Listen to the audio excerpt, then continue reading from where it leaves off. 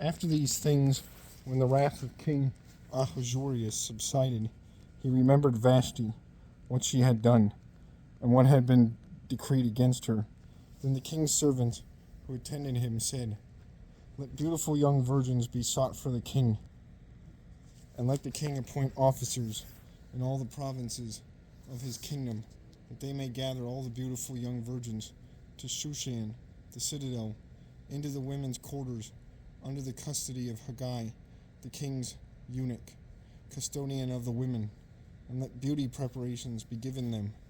Then let the young woman who pleases the king be queen instead of Vashti." This thing pleased the king, and he did so. In Shushan, the citadel, where there was a certain Jew, whose name was Mordecai, the son of Jair, the son of Shimei, the son of Kish, a Benjamite. Kish had been carried away from Jerusalem with the captives, who had been captured with Jeconiah, king of Judah, whom Nebuchadnezzar, the king of Babylon, had carried away. And Mordecai had brought up Hadassah, that is, Esther, his uncle's daughter, for she had neither father nor mother. The young woman was lovely and beautiful. When her father and mother died, Mordecai took her as his own daughter. So it was when the king's command and decree were heard, and when many young women were gathered at Shushan the citadel, under the custody of Haggai, that Esther also was taken to the king's palace, into the care of Haggai, the custodian of the women. Now the young woman pleased him, and she obtained his favor, so he readily gave beauty preparations to her, besides her allowance. Then 7 choice maidservants were provided for her from the king's palace, and he moved her and her maidservants to the best place in the house of the women. Esther had not revealed her people or family, for Mordecai had charged her not to reveal it. And every day Mordecai paced in front of the court of the women's quarters to learn of Esther's welfare and what was happening to her.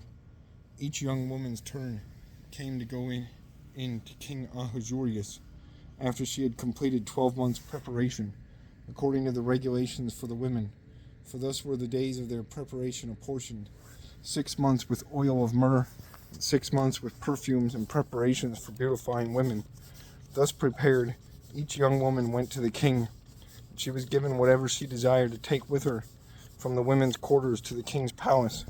In the evening she went, and in the morning she returned to the second house of the women, to the custody of Shashgaz, the king's eunuch, who kept the concubines. She would not go in to the king again, unless the king delighted in her and called for her by name. And when the turn came for Esther, the daughter of Abihail, the uncle of Mordecai, who had taken her as his daughter, to go into the king, she requested nothing but what Haggai, the king's eunuch, the custodian of the women, advised. And Esther obtained favor in the sight of all who saw her. So Esther was taken to King Ahasuerus into his royal palace in the 10th month, which is in the month of Tebeth, in the 7th year of his reign. The king loved Esther more than all other women, and she obtained grace and favor in his sight more than all the virgins.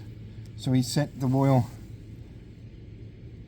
crown upon her head and made her queen instead of Vashti.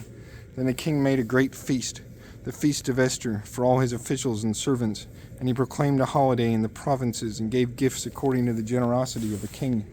When virgins were gathered together a second time, Mordecai sat within the king's gate. Now Esther had not revealed her family and her people, just as Mordecai had charged her. For Esther obeyed the command of Mordecai, as when she was brought up by him. In those days, while Mordecai sat within the king's gate, 2 of the king's eunuchs, Bigthan and Teresh, doorkeepers, became furious and sought to lay hands on King Ahasuerus. So the matter became known to Mordecai, who told Queen Esther, and Esther informed the king in Mordecai's name.